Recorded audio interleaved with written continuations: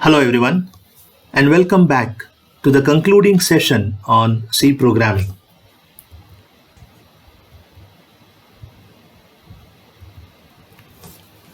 The C programming language does not seem to have an expiration date. Its closeness to the hardware, great portability, and deterministic usage of resources makes it ideal for low level development for things like operating system kernels and probably embedded software. Its versatility, efficiency, and good performance makes it an excellent choice for high complexity data manipulation softwares like databases or probably 3D animation. The fact that many programming languages today are better than C for their intended use does not mean that they beat C in all areas. Let me tell you very honestly, C is still unsurpassed when performance is the priority. The world is running on C powered devices. We use these devices every day, whether we realize it or not. C is the past, the present, and as far as we can see, still the future for many areas of software. Many of the C projects that exist today were started decades ago. The Unix operating system's development started in 1969 and its code was rewritten in C way back in 1972. We have discussed this in the introduction part of C programming language. And I still remember I had very clearly told that when C was written in 1972, within a short span of time, the Unix kernel was rewritten for the first time in the form of high-level language. The C language was actually created to move the Unix kernel code from assembly to higher level language, which would do the same task with fewer lines of code.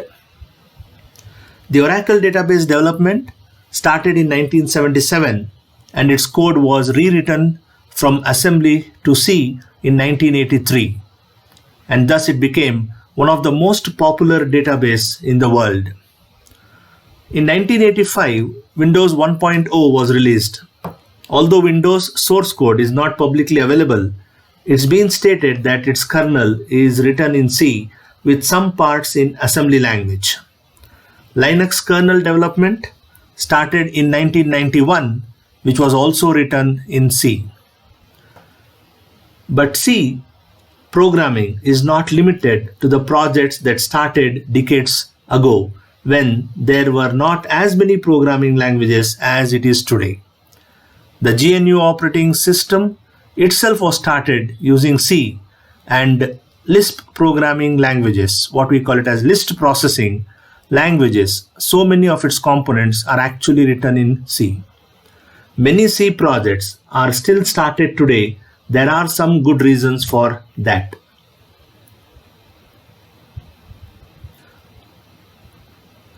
Let me ask you a question. How is the world actually powered with C, or probably by C? Despite the prevalence of higher level languages, C continues to empower the world. The following are some of the systems, according to me, that are used by millions and millions of programmers across the globe, and they are actually programmed in C language. Just a brief one or two lines on each of this. Microsoft Windows, as you all know, one of the most popular operating system even today as well. For decades, the world's most used OS with 90% of the market share has been powered by a kernel actually written in C. Linux, 97% of the world's 500 most powerful supercomputers run the Linux kernel, which is also used in many personal computers. Mac computers are also powered by C since the operating system's X kernel is written in C. And believe me, every program and driver in Mac, as in Windows and Linux computers, is running on C powered kernel. Mobile, Android, Windows Phone, iOS kernels are actually written in C. They are just mobile adaptations of existing Mac OS, Linux and Windows kernels. So actually speaking, the smartphones that you guys use every day are running on C kernel. Database. The world's most popular databases including Oracle database, MySQL, MySQL Server, and probably many more are coded in C. Database, as you all know, are used extensively in all kind of systems like financial, government, media, entertainment, telecommunication, and many more. Next, you have 3D movies, where the movies are created with applications that are actually written in these type of languages. The more efficient they are, the less time it takes for probably the artists and animators to generate the movie shots. And the last one I'd like to tell you is about embedded systems. For example, you just turn on your TV or radio while you have your breakfast. You open your garage door with the remote control you are using. That's an embedded system which is most likely programmed in C. And then once you open the garage, you get into your car and you just see the features that your car is having. They're all programmed in C. Features like automatic transmission, the sensors, the dashboard display, the anti-lock brakes, the climate control, the child-proof locks, and some more other features. Although the programming language used on embedded systems can vary from brand to brand, they are most commonly programmed in C language due to the language's feature of flexibility, efficiency, performance, and probably the closeness to the hardware.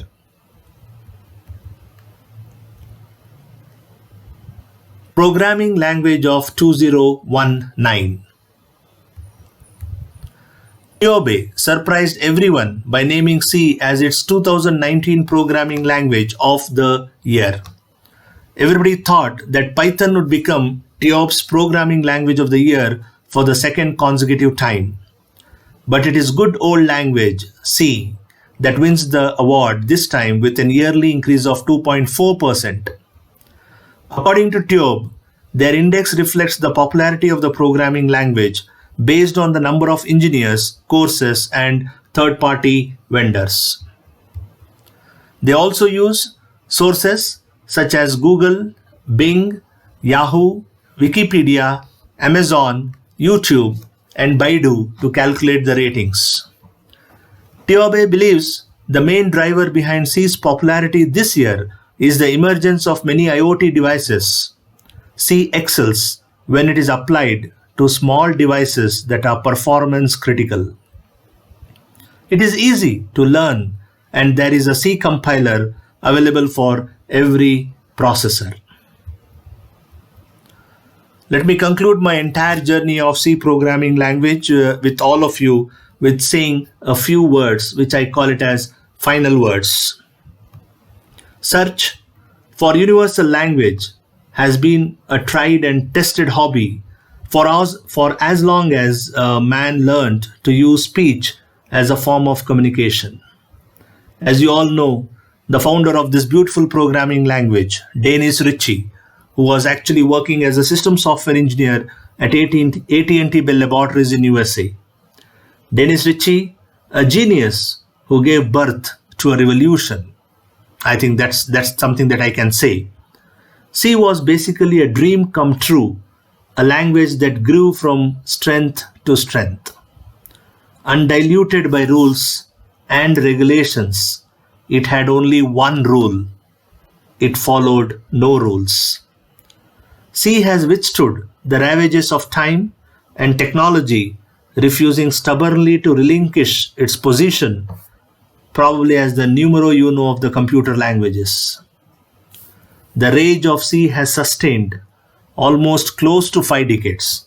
You agree with me that C actually came into existence in 1972 and today we are 2020, right? So almost 5 decades this particular programming language is being sustained in the world of computers. The longest time anything in the world that has been in. With that, we come to an end of an episode an episode where we pepped into what lay ahead. All you need is few basic concepts to launch off from here. I wish you all good luck.